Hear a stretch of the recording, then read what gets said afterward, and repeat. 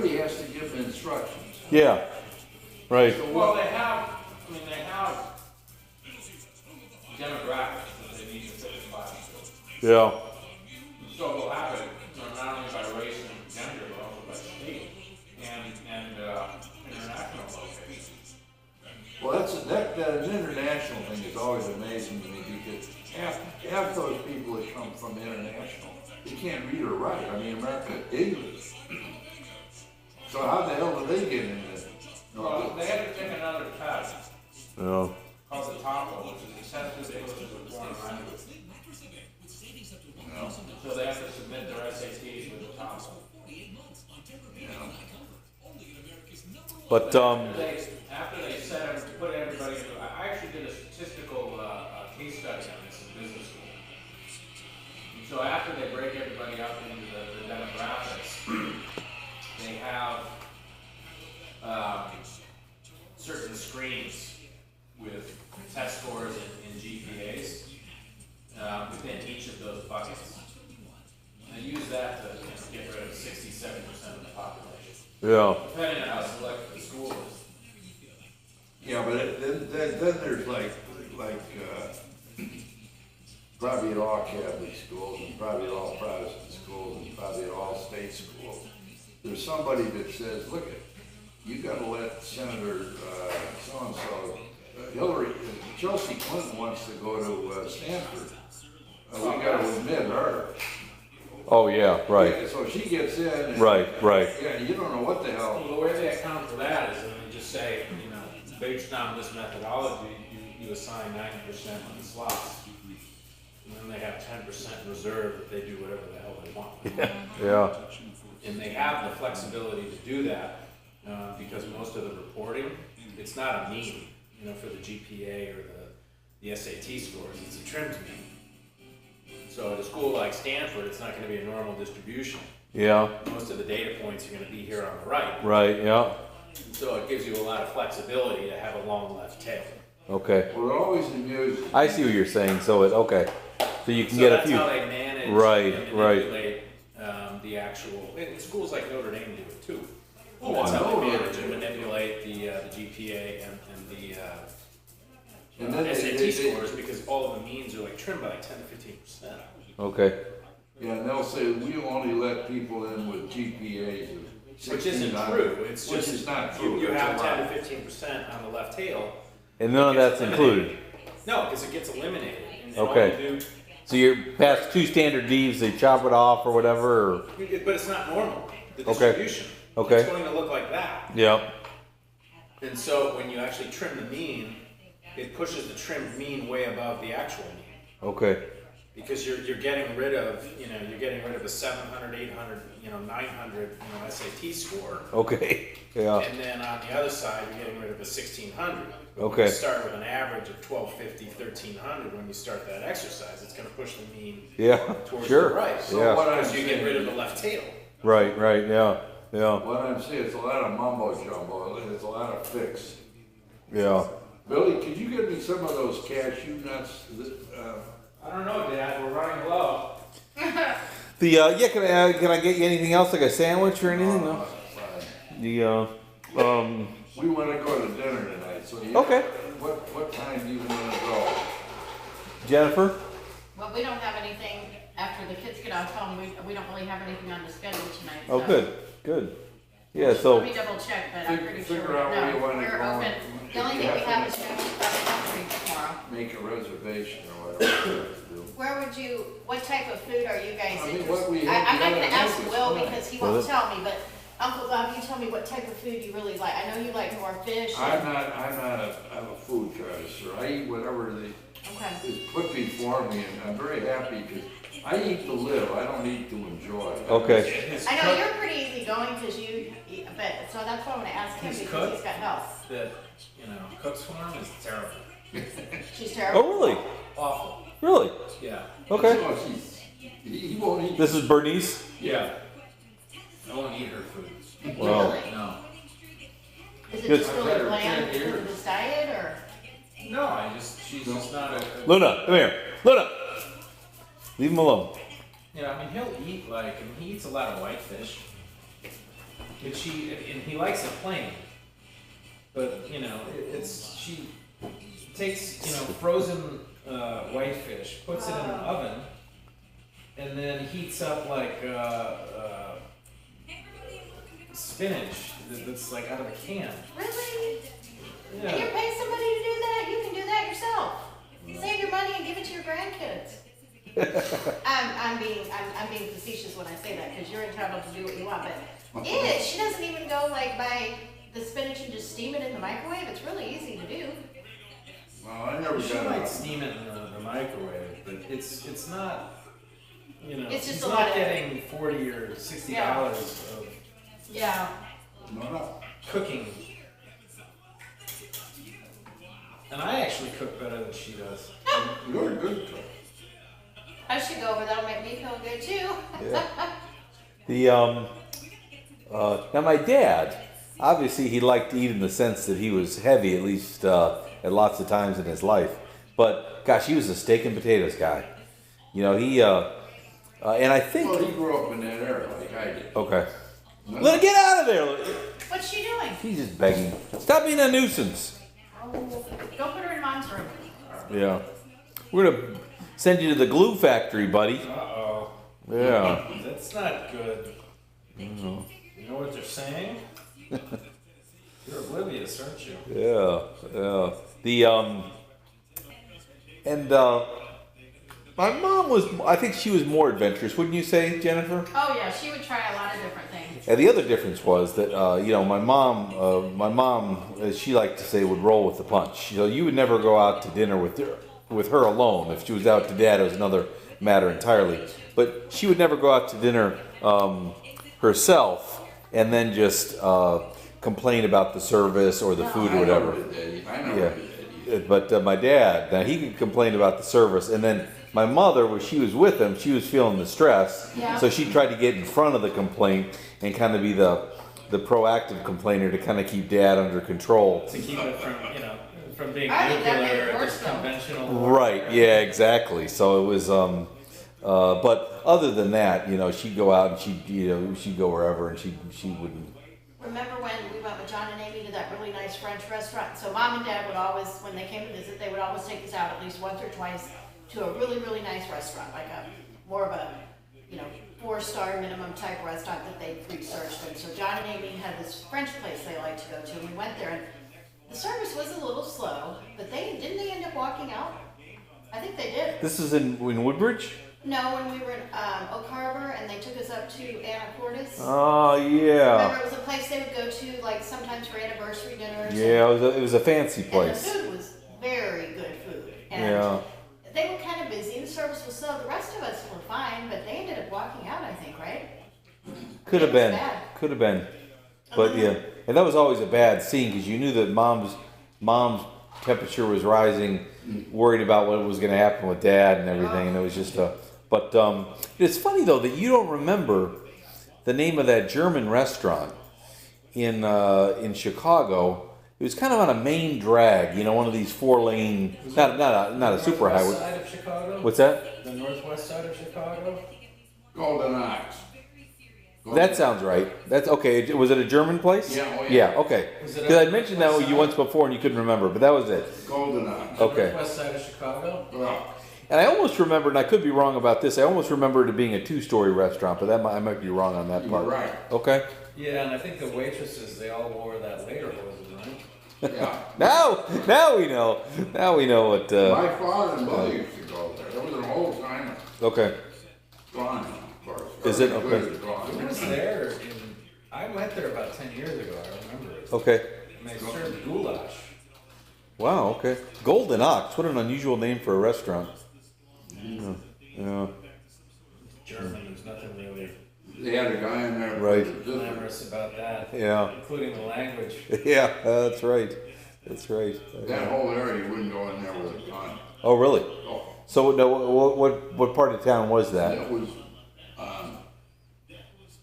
North Avenue or Division Street at Clyburn. All the way west, right? Right. In that area, Oh. you wouldn't go near there. I bet that for whatever reason, my parents, whenever they went up to Chicago, would stay in this dumpy little hotel. What was I it? hated, I could not believe What's it. the name of the hotel? It was a Best Western when we went, right? Or it wasn't as bad as the Super 8, but it was a hotel that can have good quality hotels, but this particular one was not good quality. And I think it was either a Best Western or, but Yeah. it was I think barely it was kind of in that part of town. a 2-star hotel. I mean, it was a true dump, and it wasn't even in a real, what I felt like a safe part. No. For Where the was it? suburbs. See, it was Division Street and something. Oh, Yeah. But it was kind of a little bit far west from where we. See, that's what I'm saying. I think it might have been near this where that Yeah. restaurant would have been. So And then you go down some streets, you see some nice restaurants, and there were some parts of the development. Was it that were around okay, Damon? sounds familiar. Yeah, that's in the Ukrainian village area. Well, yeah. Matter of fact, there was a Ukrainian guy at the. And I think it was actually run by a Indian couple, but the guy at the desk was some Ukrainian dude or something. Yeah, but that's they probably always stayed Ukrainian only village. at that Okay. hotel. I actually lived there Only for a year. at Oh, that did you? hotel. Okay. Yeah. Was it a sketchy part of town, or was And he they're good, or? And Yeah, so, George, when your It mom was a died, nice place, but I didn't feel safe there, and I Okay. ended up taking cabs home a lot because I used Okay. to work late. Okay. George, when your mom died and we went back up to Chicago for the funeral, did your dad Yep. stay there? Yep. And I told George, I said, can't you guys put just a tab? And George said, well, Dad's paying for the hotel. And I said, but, we could always just pay that's for far lunch. away from the funeral. It was just awful. And it was, with all the traffic they have up there, I couldn't imagine why they would try to find like if they didn't want to spend a lot of money, like a Holiday Inn Express or a Hampton Inn or something that's, like basic quality but acceptable. Right. At still a reasonable price. Right. And closer in. Yeah. Yeah. And a Hilton Garden Inn, those are, I always find good rates at those when they're decent quality. If you don't want to pay the money for a higher end hotel. And right by the place, there was kind of this. I call it a fancy pancake shop, maybe. That. It was the Ukrainian village. It Okay. was right off. It was on Damon. Okay. God, I never, There was that was an area I old hardly ever school went to. greasy spoon. type- Yeah. Yeah. Right by, and it was by over the train tracks, Okay. underneath the train tracks. Okay. Yeah. Yeah, that was right on Damon and between Division and 1,000 North over there, which I think it was Augusta was the name of the street. Okay. I lived right on Damon and Augusta, Okay. and that's actually a very, very upscale neighborhood now. Is it all right? Yeah, it got gentrified. So Okay. there's a lot of old school brownstones in the area, like 2-3 story brownstone homes. Yeah. It started in Bucktown. It became a very popular neighborhood. And then it moved north. People would buy these old homes and turn them into, in effect, mansions. Because they'd be like 5,000-6,000 square feet homes. Okay. And so the city kind of, the way the city developed is, it used to, when you went north, you were safe. Yep. But now, the area between Evanston and like Wrigleyville, pretty dangerous. Really. Yeah. Well, that's the old Rogers Park area too, isn't it? Yeah. And so that area That has was bad. Okay. gotten bad. And then the wealth kind of congregated around the loop. So instead of going like all the way north, and connecting kind of the wealth up to Evanston, there's like this pocket of, what was Hillary Clinton, the undesirables? Basket of deplorables. The basket of deplorables. And then some of that wealth moved to the west side of the loop, which is now very, very expensive in areas like Bucktown and Ukrainian Village. Okay. So all of the wealth kind of concentrated around the loop. Yeah, my parents were definitely creatures of habit, so for whatever reason they went there one time, they liked the place, and from that point on, whenever they went up, that's where they would stay. Did And Charlie try to make us stay there when your dad died and we went no. back up? Okay. But did he try, I know we stayed somewhere else, but did he suggest that? I don't even remember. Because he's kind of bad about being a creature of habit. Yeah. Yeah. He's in Chicago right now. Who is? Him, my brother. Your brother? What part? Which one? Jimmy, The younger one. They're on business or? I think he's there for a wedding. Okay. he's Ann's brother, Wally Fitzgerald, had a son, and he's getting married. He's been living with this girl and he had children by her. And he's getting married 10 years later. She had a kid before they started dating too. Yeah. So did they have kids together, or was he just raising her kid? I don't know. No, she had a kid by him too. Wow. And and she was not Catholic. And she's converted and they're getting married I never heard of the church, but you might know it. Did you ever hear of St. Patrick's Church in Lake Forest? Yeah, That's where they get married. it's a really nice church. It's one of the oldest churches in Chicago. Really, way up in Lake Forest. Yeah. It's right by Lake Forest Hotel. Where's that? It's kind of, I never it's heard west of of 41, so it's in the old Lake Forest area. it. The kind church of in goes the- back to 1848 or something. The southern part. All these women after Uncle Bob. This is my son.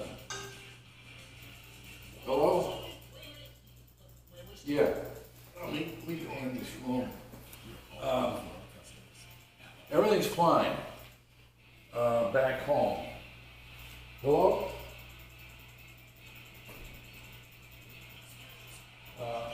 Bernice went out to the house. She said there was no danger.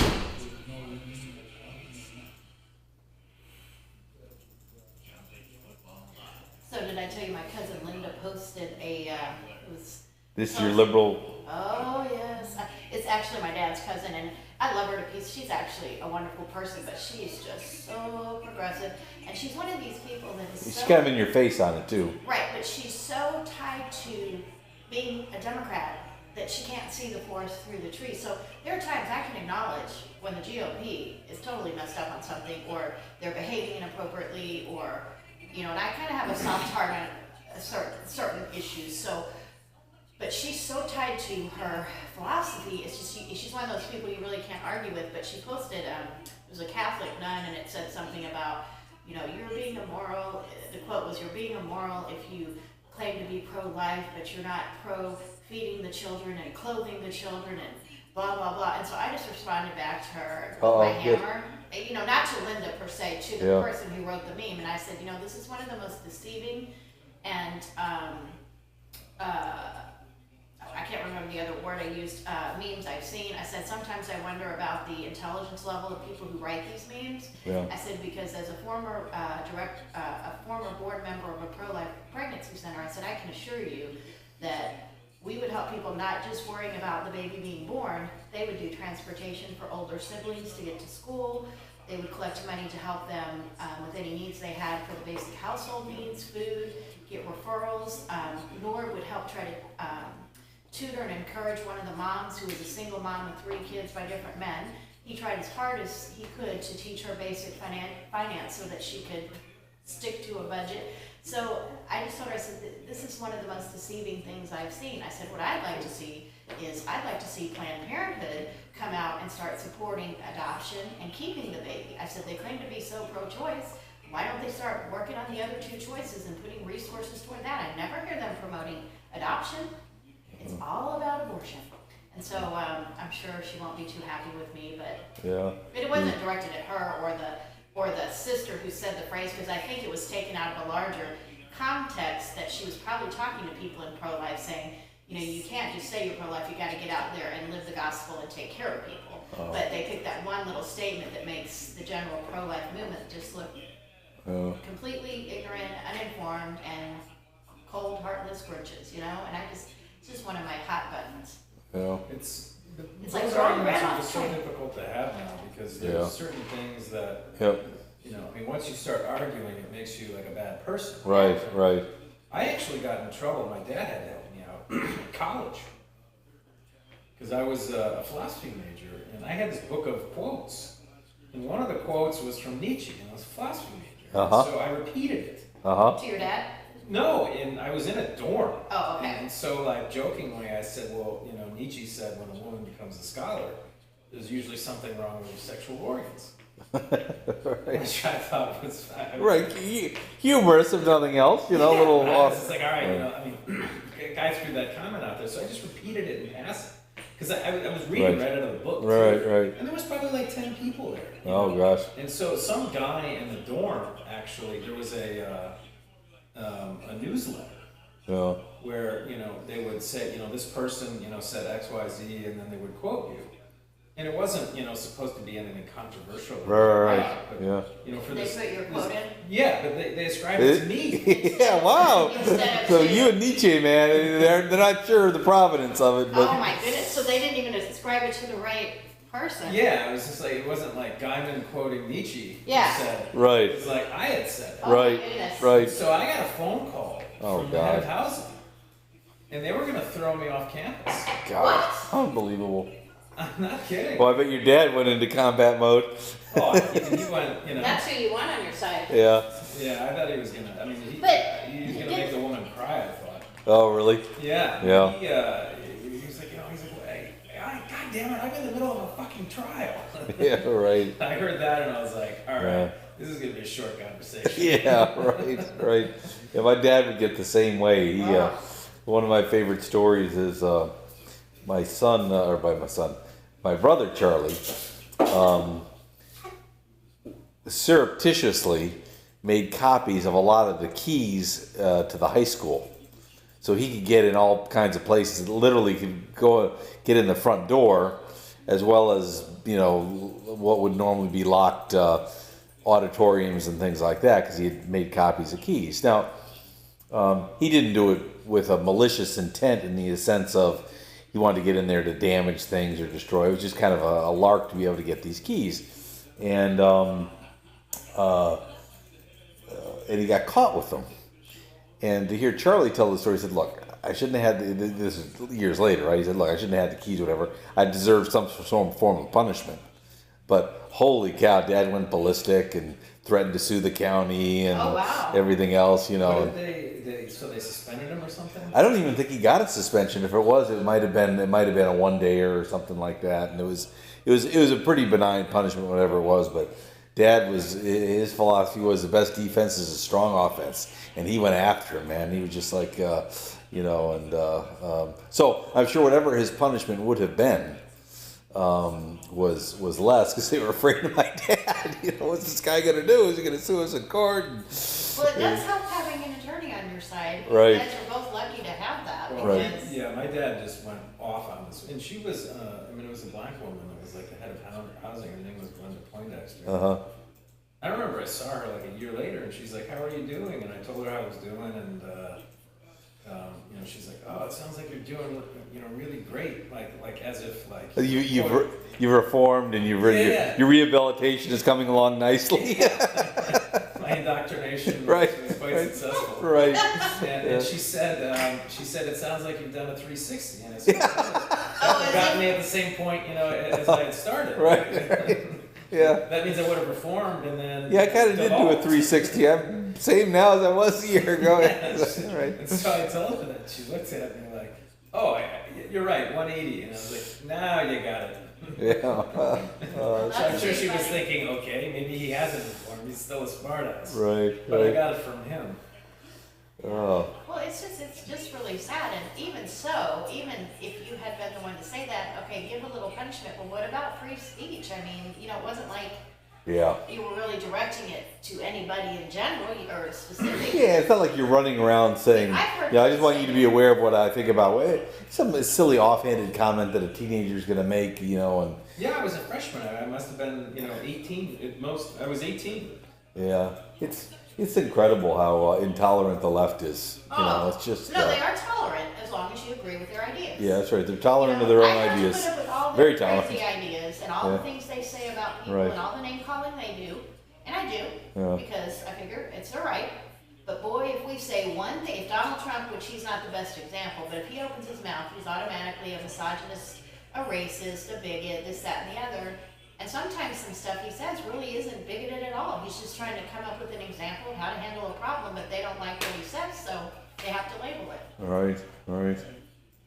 And I have a friend who's a liberal, and she doesn't like labels, and I'm thinking, you guys are some of the biggest label makers out there. Well, yeah, but it's the difference between, a Republican and a Democrat, I think, is a Republican will say, well, this is right and that is wrong. and a Democrat will say this is right and that's evil. Yeah. And that's what? Yeah. Evil. Yeah. So they ascribe like almost like a morality to it that is, That's a good way to phrase it. I like that. well, I got that out of Nietzsche's Genealogy of Morals. Should I quote you on that? Don't be going back to Should I Nietzsche. I was telling them about the time I got in trouble at Northwestern for quoting Nietzsche. With the black professor? No, that was a separate incident. Nowadays he'd be lauded by the left. Remember Glenda Poindexter? No. Yeah, you had to talk to her. She wanted to kick me out of housing because I said when a woman becomes a scholar, there's usually something wrong with her sexual organs.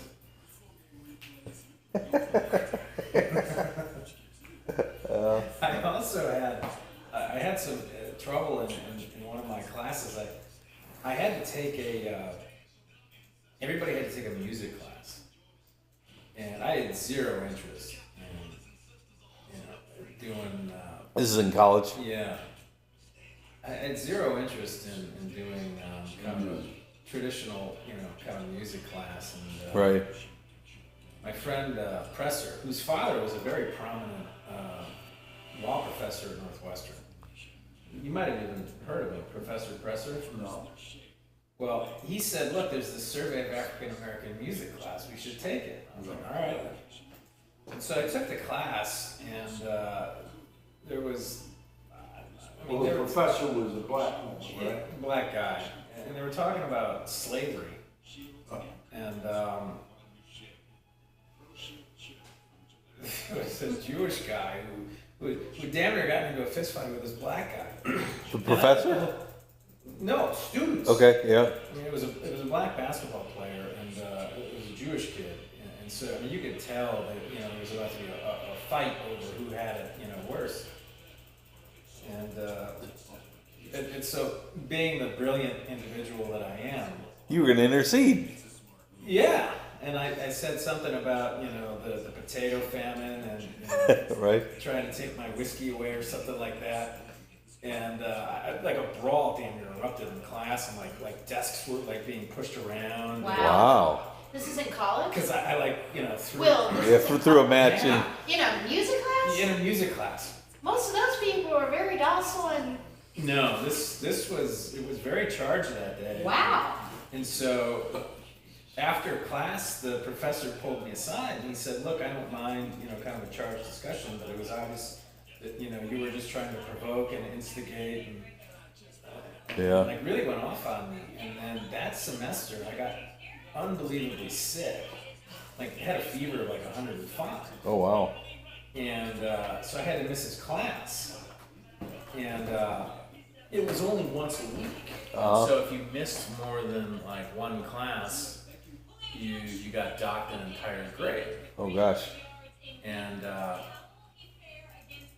I'd missed one class before, and then I went to the hospital, for to get treatment. But before I went to Searle, which is where the health center was. And then, they took me to Evanston Hospital because it was so bad and they had to put fluids in me. And so I told the professor, I said, look, I missed the class. Right. I was at Searle. And he's like, well, you need to bring me a note. And I said, well, that's not the way it works. I said, you need to call Searle and they'll confirm that I was there. And he's like, well, I don't know what you had. And I said, well, I had to go to the emergency room. Yeah. I'm sure, they'll... They'll vouch for that. Yeah, and so he apparently called him up, and he said, well, I called and they wouldn't release your medical records. Oh, please. And he's like, so Catch 22. I can't excuse you. Yeah. And I said, all right, well, I don't know what to tell you. So I called up Searle, Yeah. and I said, look, he's telling me I need to... And he's like, look, we can't give you anything. He's like, you need to, he's like, first of all, he's not allowed to ask for that. Right. And secondly, we can't give you anything. Right. And he said, and I said, so you'll just talk to the professor, and they're like, I don't remember what happened, but he refused to acknowledge it, and I didn't do that well in the class. I think I ended up getting like a C plus or something like that. But he docked me. God, that's incredible.